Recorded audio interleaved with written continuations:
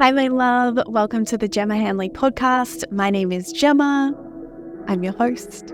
This is the space where I have honest conversations about overcoming anxiety and overwhelm so that you can calm your nervous system and feel really confident and happy and calm from within yourself. Along the way, I share my own stories of holistically healing 23 years of anxiety and depression myself. And so if you're a woman seeking answers to perfectionism, people-pleasing, burnout, resistance, you may love, you're in the right place. Let's do it. Let's begin. And before we begin, I want to pay my respects and acknowledge the traditional custodians of the land upon which I am recording from, which is the Gubbi Gubbi tribe. And I want to extend that acknowledgement to their elders, past, present, and emerging, as well as anybody of Indigenous or Torres Strait Islander heritage watching this replay.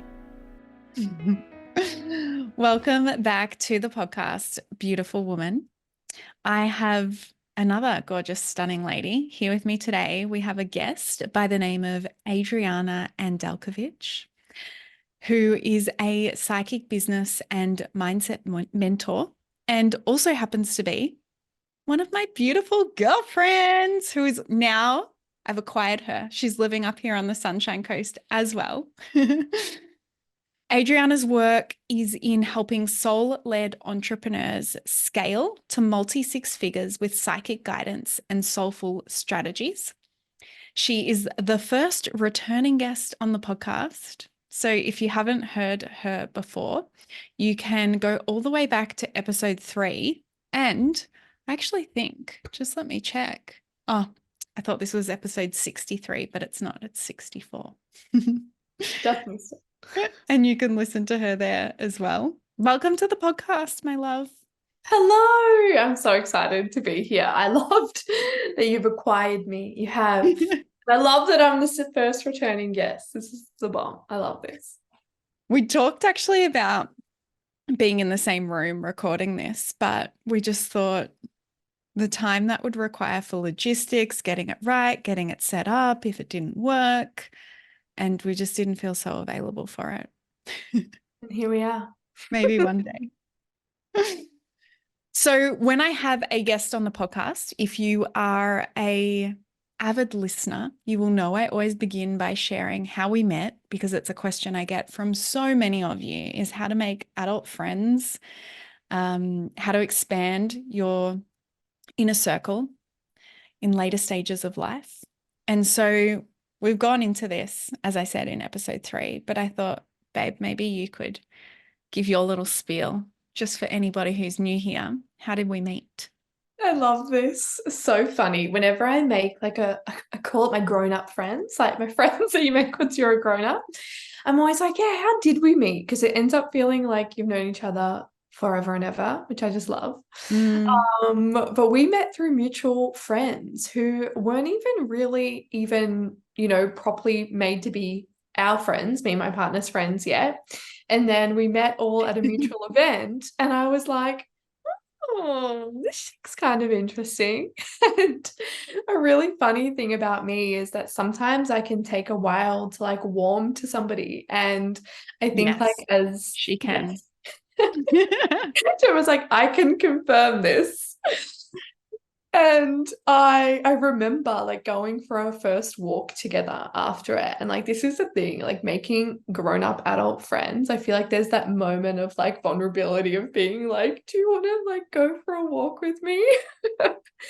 And getting home and just being like, oh, Gemma is so awesome. And then all these years later, here we are, second potty. Wow. And all. Wait. So that would have been 2021. Yeah. Yes, because I remember what house I was living in. So yeah, about Coming up to 3 years. Yeah. And we lived around the corner from each other. Then we both moved to Byron, and now we both live on the sunny coast. We just follow each other. That's what we do.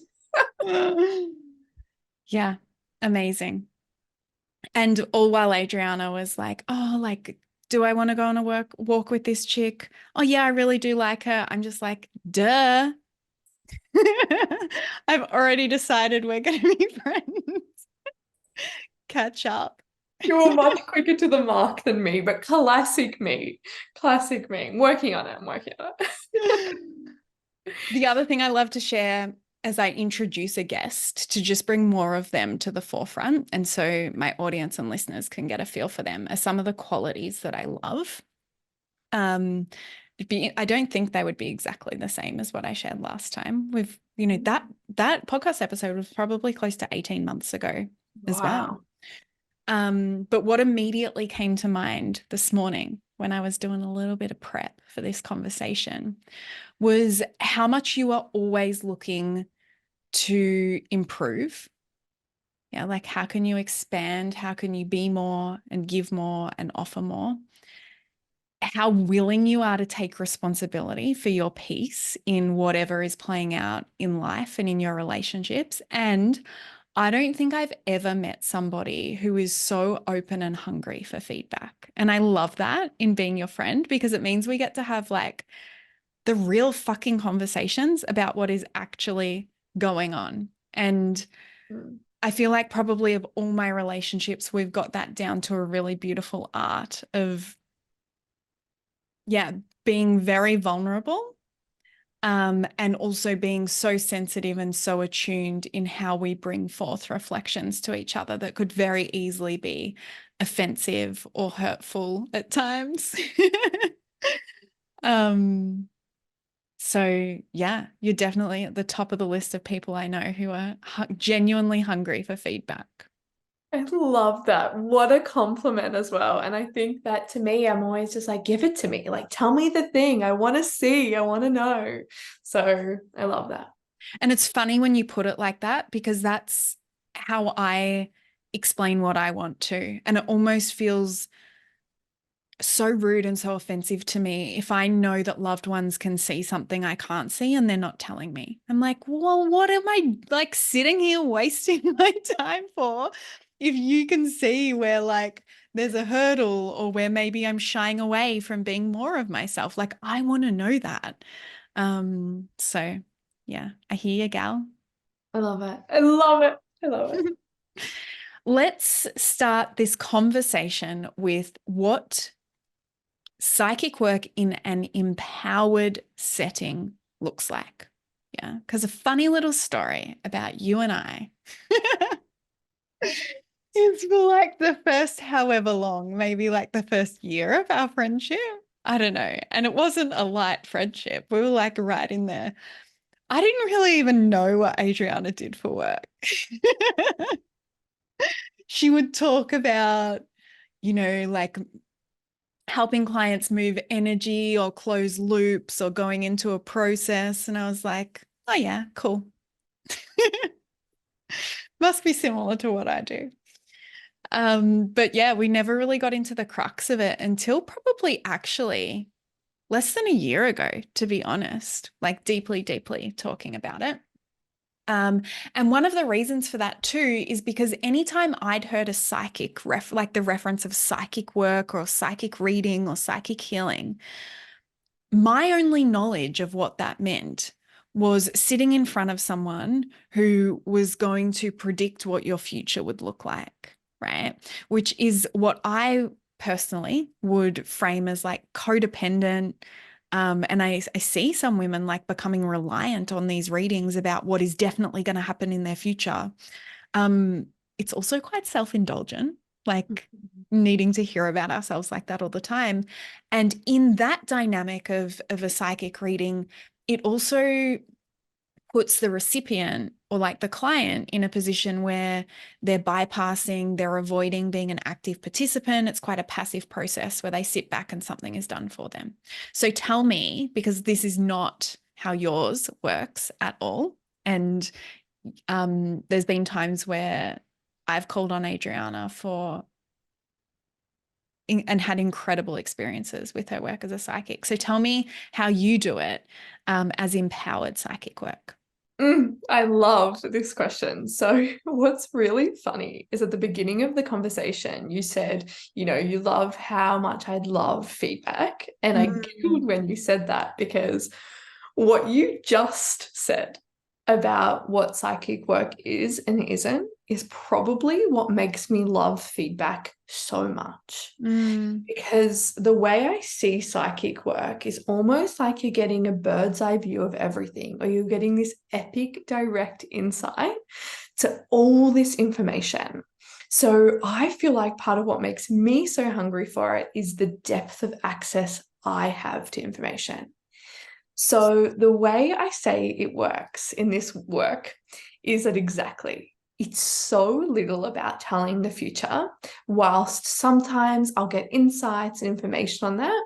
And it's so much more about pulling through. So when I say that, I'm saying like seeing or hearing information on their current state of being Mm. and all their past states of being. So a big part of what I actually do, which, you've gotten to experience a bit of now too, is really tuning in to like the energetic body and being like, oh, what's going on in this energetic body? What's the thing that's stuck in the person's back, in the person's throat? What memory is that? What quote unquote trauma is that? What experience is there? What desire is there? And how can they, as the beautiful, capable human that they are, that we all are, go and feel what's there to be felt, experience, speak out, action, what is coming through? So the amazing thing that I get to do is hear, feel, see. I have all the types of psychic that you can have, which is amazing and slightly overwhelming. And I make sense of it and then relay it to somebody by saying, hey, what I'm hearing is this, this, and this word. What I get underneath that is this. What I feel needs to be felt through to move it all the way through your energetic body is this. Mm. And the reason I do it that way, and you use the word empowering, is because it is about empowering them so much more than it is being like, and this is going to happen to you in a year's time, which actually can change, firstly, and isn't that empowering to hear anyway? Mm. And can probably create a lot of fixation and fear and, yeah, gripping onto as opposed to being in the present moment, which is all that we actually have. Yeah, and the thing you desire anyway, whether it is or is not happening, is actually kind of not the point because you're the driver of the ship anyway. You row the sail, you row the boat. So I Mm-hmm. always remind people that like you're given the boat and the oars and the river and the trees and all these cool things, only you can row it. Mm-hmm. And you get to choose where to row it. So, because we have so much of that free will or ability to row the boat, we then learn how to steer it. And along the way, we then learn how to, I don't love the word clear, Mm-hmm. but for the sake of this example, we get to clear through what's in the way on that river as well. Yeah, yeah. And so what I'm hearing from you is that you're able to relay insights or information to a client about what they can't figure out or what they can't find from within themselves. And it's almost like you're shining a light on something that they need to also connect to within themselves and then become an active participant in actually processing that and looking at that and working through that. Is that right? Yeah, exactly. And it can only work if the other person is really willing to feel those, hard things or go do the hard thing. So, for example, a client messaged me yesterday. She was like, I just can't put my finger on it. And this is kind of what's going on, but maybe you could just give me a bit of insight. And it was allowed. I was like, yep, you're getting too attached to when you're happy, and then you're getting too attached to when you're sad. And you feel like it's just going to be everything forever, and it's stopping you from becoming this really powerful leader that I know and I can see this Mm. highest version of you who's just an epic, grounded, centered leader. And it doesn't mean you don't need to feel the happy and the sad, quote unquote, but it means that there's this over attaching to each one. And she Mm. replied and she was just like, oh my gosh. What she said really fascinated me. She said, I knew that, but I didn't have the language and the articulation for it, which a lot of the time is even how I feel when I go to you for feedback. Mm. Just another way of getting there. And I Mhm. said to her, I knew you knew that.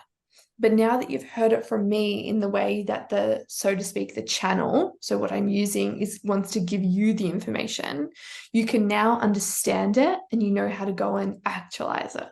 Yeah. And I think that's such a great sign that a client is receiving feedback that is aligned for them. Whenever I'm reflecting to a client, one of the things, I remind them of constantly is you're the only one who knows what is most right for you. I can't tell you your answers. And so when somebody is having that feeling of, oh, yes, this is here within me, and now I have the language for it, or maybe one of the ways I describe it, it's like it was like sitting right on the outer cusp of my awareness, is such great affirmation that they are being that active participant and discerning between what's something that is maybe being sent my way that's not right and not true for me versus spot on. And it's a feeling, isn't it, in the Yeah. body? Yeah, it's like a knowing. And then there's also this, like, yeah, I call it the knowing, like that moment of like, oh. But then on this contrary side, I often find in like this work, sometimes the information can also feel like so big and hard. And I always remind my clients, like, be really open, but you are always the most discerning. Like, you always ultimately know. And sometimes even I'll give people things before they're ready. And I'll be like, oh, actually, let's pull that, strip that back a little bit. That was a little bit too, far along the line. But sometimes it's like these uncomfortable bits that we're like, I don't know about this one yet, but I'm going to go sit with it. And I'm like, absolutely. Or they give them a piece and they're like, that actually sounds too terrifying. And there's that moment of like really sticking with each other and working together. Because a big part of what I do is that the energy processing underneath. So it's just so beautiful to see it all play out. So to go into that a little bit more, you've mentioned the language a couple of times, energetic body. What is that for anybody who doesn't know? The way I love to look at it makes me very, very excited is that our body is made up of rivers inside of us. So imagine like all of our channels and all of the energy and all these things are moving through our entire body. And then as we live our life, we get given little stones or pebbles, and the stones or pebbles get put into our body, under our arms, in our back, in our throats.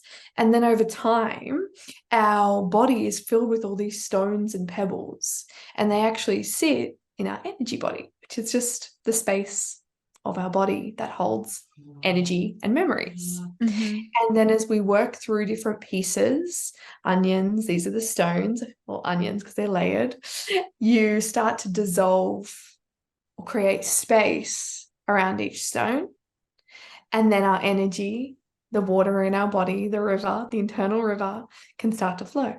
Mm-hmm. And this is how I love to explain the energy body, because I think it's this really cool visual and it makes it kind of less scary of just like, sometimes I do feel like there's a stone in my back.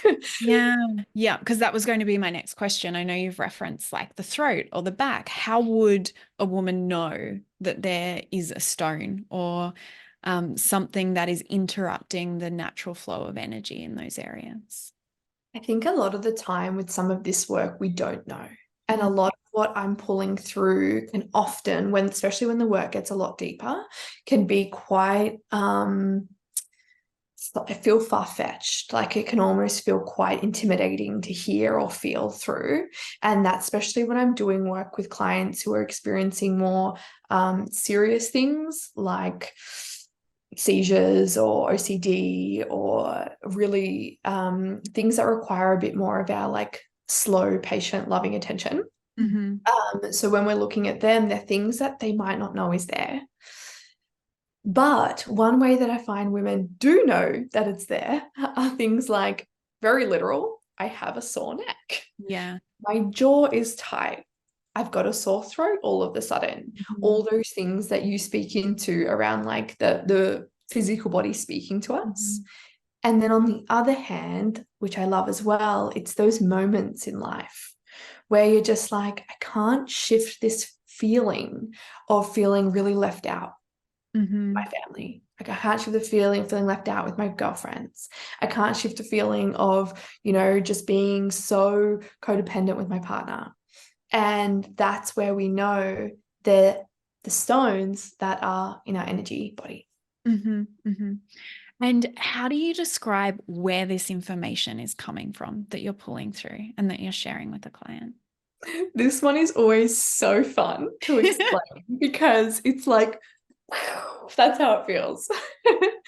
So the way I like to look at it is that, so for me, I'm a channel. So what that means is there is a space that opens up between me, so my understanding of reality, my brain, my hearing, and I describe like a long, long, long pole of energy up into the spirit realm, the unknown, the abyss, the nothing. And in that realm, there is energy, there is spirit, there is also God, there's all the things we believe in that are higher than us, giving us information. And all we need to do is be available to hearing that. And that part a lot of us can do, technically everybody. Mm, But I believe some people are just meant to feel this and experience this at different stages in life, some really early like me, and some it's meant to become their whole life. It's purpose. Me. So then I open up to that channel, so to speak, and I allow the information to be heard. So that's auditory. And then I'll hear like a sentence or a word, and then I'll help unpack it. Or sometimes I'll hear a whole download. So lots of information. Sometimes it's actually shapes and colors, but that's coming from the same place. mm-hmm. So still from this energy above us, spirits, etc. Mm-hmm, mm-hmm.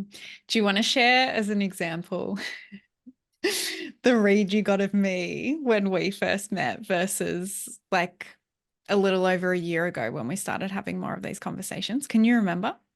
No, the read I got to You? do. What was No, it? so not an actual read, more probably like the visual representation around my openness to energy work. Can you remember? Yes, so I think this is how I described it. Correct me if I'm wrong, but it was like a pole. And great. So it was like a pole that had a line through it. So one of the ways you described it, it was like I had a pipe with a stick in it. Exactly. Yeah.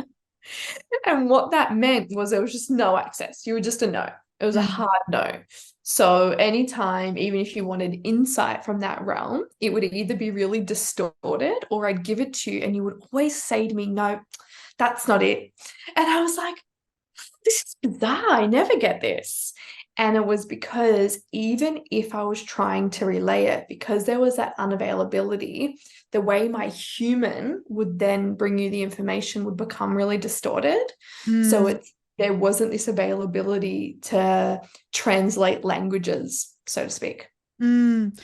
And really interesting. I don't know that I've ever asked you this before, but do you think part of that too is, and I can't remember, were these instances where like there was permission and like I'd ask for reflections, but also because I didn't understand or know that you were skilled or masterful in this area, that would have influenced how I received your feedback as well. Very honest, vulnerable conversation. And that's true, right? Like if I'm looking for advice or support or feedback from someone, I want to know that they are a reflection, like they're living their life in a way that I want to be living my life, or they have expertise in a certain area. Like I'm not open for just anybody's opinion. And this was back in Melbourne days, I feel like, because I feel like I can remember you telling me where we were when you first had that read or that vision. What are your thoughts on that? Yeah, that's so cool. And also, that's something I so love about you as well, which I just think is awesome to mention. And something that I think is a really cool quality, like for all of us to obtain of like, yeah, we want to know. And even when I work with a client, bring it back to that, they have to be understanding, open, and willing to the way I work. Otherwise, it just feels strange, Mm, because it can be so different to more of that coaching dynamic or other dynamics, because it's so like, here's the thing. So yeah, I love that. And I think it's so important to remember when working or hearing anybody or anything. mm, mm. So interesting. So cool. Um, okay. And so then how would you, like, just to wrap all of that up, what would you explain is like, what's the point of psychic work? Like why? And I know that you specialize in the specific area of business as well. And a lot of your clients you'll facilitate them in the energetic space through their business, anywhere they're experiencing like stagnation or what feels like a block or a hurdle or resistance. What's the point to that? What's not the point? The end. No. The point is, I think, really important to understand. And it's not for like random bits of information, or you use that word in the very beginning of like almost that more self-fulfilling kind of, oh, I just want to know all these things about me type of thing. Mm. Even then I can tell if a client is coming from needy energy, which is what I call it in the energy world. I know it can be a little bit different, but it's a real needy or head-centric energy. And I'll actually say to them, this is coming from your head or from a real neediness. I'm just going to let you sit with that and we'll come back. So the point of all of this really is because I believe we're here to experience the depths of our souls, to experience the depths of who we're here to be, to remove all that we are not, and to feel through and really understand our past so we can become more of all we're here to be, both in our businesses, in our lives, in our missions.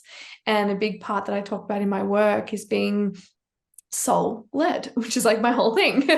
And that is being led by this place in your soul. And imagine when we're covered in all these stones and rocks and the onions, it can be really difficult and tricky to access this place in our soul, the place of freedom.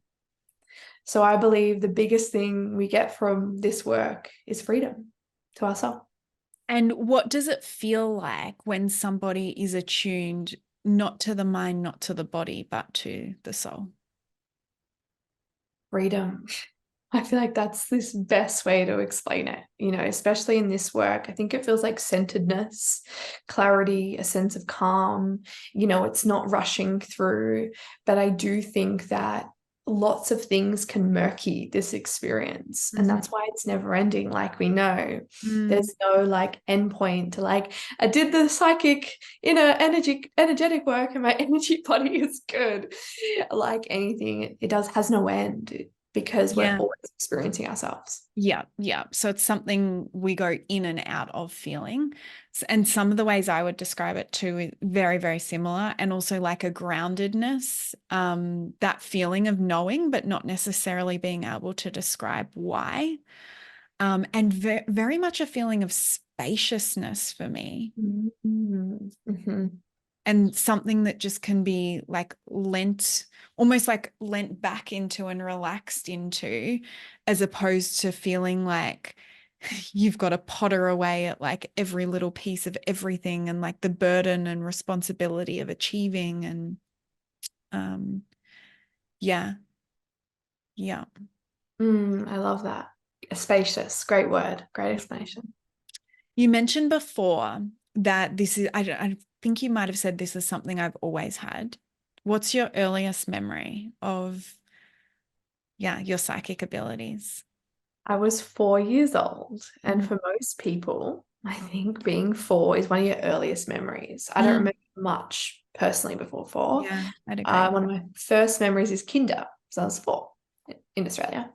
And I remember vividly this feeling actually in kinder actually as well, of seeing a girl across the room and being like, she's going to become one of my closest friends, but her life is kind of hard. What 4-year-old even thinks that, let alone understands that and walks over and is like, do you want to be my friend? And had this depth of understanding that like there was pain in her experience. And when I got to know her, her parents were separated, her mum was struggling with some things, and there was a lot going on there. So just really, really beautiful. But my biggest memory is having a reoccurring dream of being stuck in a house fire. And I would have this almost every night. So imagine having a 4-year-old, my mum's third kid, And every night they're waking you, mom, mom, mom, I'm dreaming that I'm dying in a fire. I'm dying in a fire. And I was petrified beyond belief of fire up until my late 20s, actually. And it's really something I only worked on later in life. And I would not understand. The dream was so real. I was experiencing this little girl. And later in life, as I sifted through this experience, what I've come to understand is, gosh, that I don't actually know the depth of what was happening, but I was experiencing a psychic insight of a small girl or a past version of me, that's up to discernment. And that was dying in this bluestone building house fire, to the point that when I went and saw guidance for it in my 20s, this woman turned to me and said, "Did you die at 4 in a bluestone building in a house fire?" And I was like, I had this reoccurring dream over and over again when I was 4 years old. And not until I got a little bit older did they naturally stop. And I knew at that point there was more going on in these dreams. I knew I was seeing something. The inner knowing, it took over. And from that point, I was always just different, if you will. Yeah. And so what age do you think you were when you realized what was happening? 26 years old. How incredibly far apart, or maybe about 25. So like that's a 21-year experience. Why? So how it was for me in my kind of journey was that it was like those first early years of life, like 4 to maybe like 6, where it was very active. I got insight about my dad and how he was going to, emotionally hurt us and all of these things. I used to tell my mum, he's bad. He's not going to be he's not part of our family. And my mum was like, you can't say that. Obviously, I had no understanding of how to interpret what was happening. Then in my teens, I just thought I was incredibly intuitive. I was just like, oh, I'm just that person who gets these hits of, intuitive hits. And I think a lot of people can relate to that experience. Yeah. And a lot of people, this is where they get it turned off because they downplay that. And a lot of the time when I speak to like in group programs about this is the bit that most people are like, oh, I relate to that feeling. So, I love it.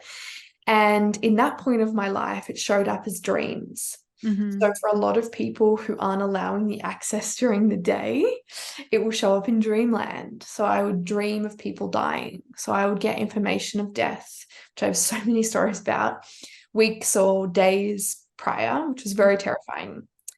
Then I kind of shut it all off. I was like, this is all a lot. And that led me to my mid-20s, where I just knew I needed to pay attention to something.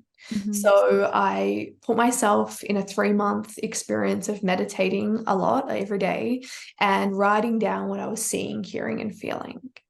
And at that point was when it really dropped in for me that I was a psychic medium. So mediumship is slightly different: access to people who have passed, psychic access to insights, easiest way to explain it.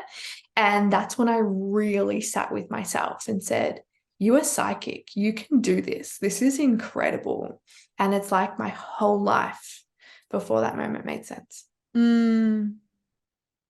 Yeah. What a milestone moment. I still remember where I was sitting. Gets me every time. So special. So then what would you say is the difference between a psychic ability and intuition? Yes. So our intuition is more like this soft understanding of like maybe what to do next, which way to go. Sometimes it feels a bit more internal. You can still get it through auditory, so hearing it through your ear, but it's almost more subtle and it's almost more day-to-day. An intuitive hit might be like, I knew before this call I needed to make sure my charger was in. That was like intuition. And then I forgot. But that was my intuition being like guiding me. You could argue there's some psychicness in there. I don't know. And then a psychic insight is really like this hard and fast information, but not scary or not abrupt, right? It's not in a rush. But psychic information for me comes from further up, For everyone, it will be slightly different. And it's more big information from the unseen. So it's something like, what do I need to feel through or work on? It's this. What happened to this person? Oh, I can see it. Interesting. And that is more of our own psychic ability, which can totally be, developed and fine-tuned as well. Yeah. Well, my next question for you was going to be, who is psychic? Everybody, yay! So I believe, and I was kind of touching on this before, right? I believe everyone has an element of psychic in them. Do I believe everyone needs it in this lifetime? I don't know. From what I've been shown so far, and my views change a lot because I'm a very deep thinker, is that potentially not everyone needs it in this lifetime to fulfill their soul's mission. Do I believe a lot of people do? Yes, especially if they're on the path of deep self-discovery. And I think it looks different for a lot of people. For a lot of my clients, they'll come to me and they'll be like, nah, I can't do any of this. And then we'll work on the emotional, energetic inner work. And they'll be like, oh, I think I can see things. One of my clients recently realized she was a medium, and she is an incredible medium. I even let her channel some mediumship for me, which I do not let many people do. And she was incredible. And she was like, I thought I would never be able to do this. And I said to her, it was always there. There was just this big fear of accessing it. So I think everybody to an extent, but also what's helpful for people to know is your gift might be different. So yours might be just visual. It might be just auditory. It might be just like colors.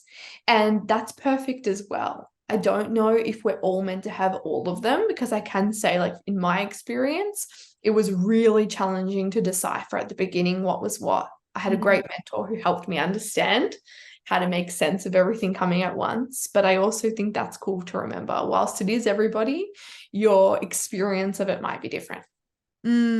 Yeah. Very, very interesting.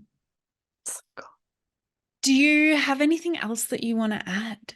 You want to bring to this conversation? I've done my best to kind of pick like the entry level basic questions and pull that information from you.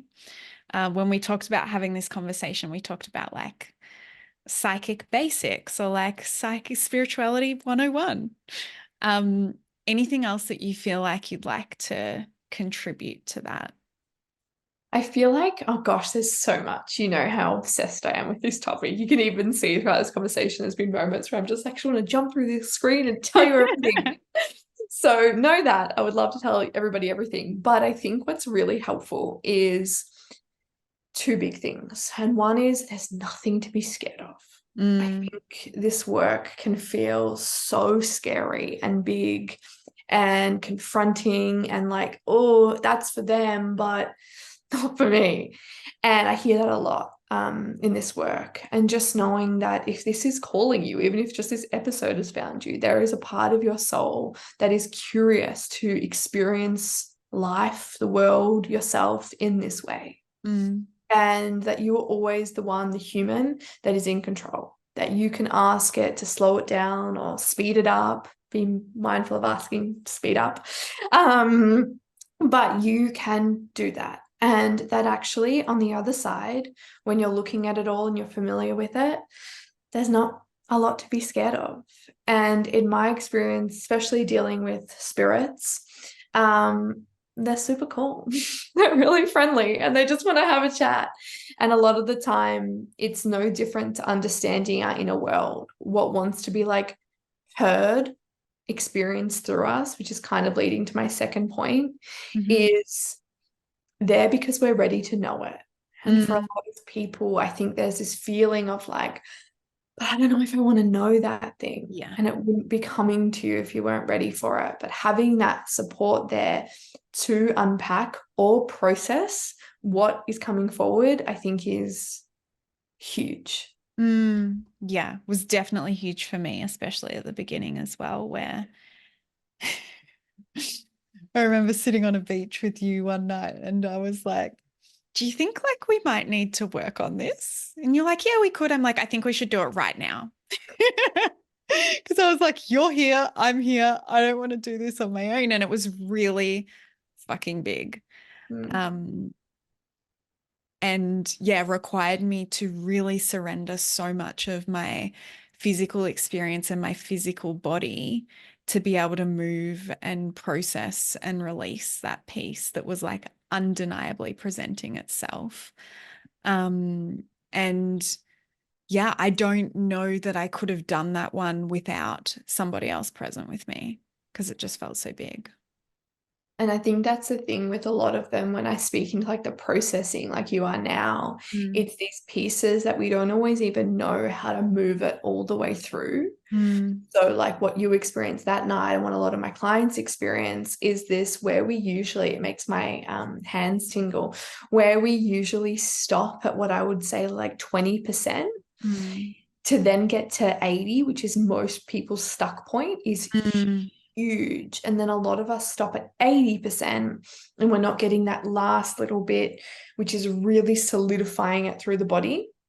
So it's really a cool way to look at it of like, yeah, when we have that person, we have that support, it goes from being like, this is 20%, which is now just stuck and going to really amplify itself in my reality, to 80 to all the way through. Yeah. Incredible. So beautiful. So I'm so excited for everyone to journey through this and experience it. And I think that, yes, of course, it's something that I'm, more comfortable with because it's been part of my reality, like since I can remember, as I said, but it hasn't always been comfortable information, like dreaming of death and dreaming of these other things, which are some, incredible stories, but they weren't always easy at the time. But understanding that I could hold that type of information and be okay helped tremendous amounts. Yeah. And for any of the women listening that want to find you, where can they do that? We'll put links in the show notes, but yeah, let us know now. All about that Instagram, all about the Instagram gal. So yeah, you can follow me on there. And as you said, you'll pop it below, but it's Adriana Loves with one N of all the double N's in the world. Oh, there you go. There you go. So that's the best spot for everybody to find you. Yeah, I find that it's the easiest. I reply to everything eventually, and you get to see a bit of like what I'm sharing. There is some more business things there, but if this is kind of more of the focus, there will be more of that coming soon too. So, and you can always, reach out. There is awesome. Amazing. Thank you so much for sharing all of this with us. I know it's going to be really useful, helpful information that, like you said, a lot of women have probably been looking for, curious about without even realizing it. And it's just going to land right in their lap. So thank you. So beautiful having you back. Thanks for having me. Thank you for being here for this conversation, my love. If you would like more free resources, if you'd like to learn about my programs or coaching opportunities, you can find all of that information at my website, gemmahanley.com. I'll link it below in the show notes. And if you would like to connect daily, head over and find me on Instagram. My handle there is Gemma E. Hanley, and I reply to all of my DMs there personally. If you enjoyed this episode and found it valuable, please share it with someone. You never know who needs to hear one little thing to take their day from feeling stuck and heavy to light and free. See you on the next one.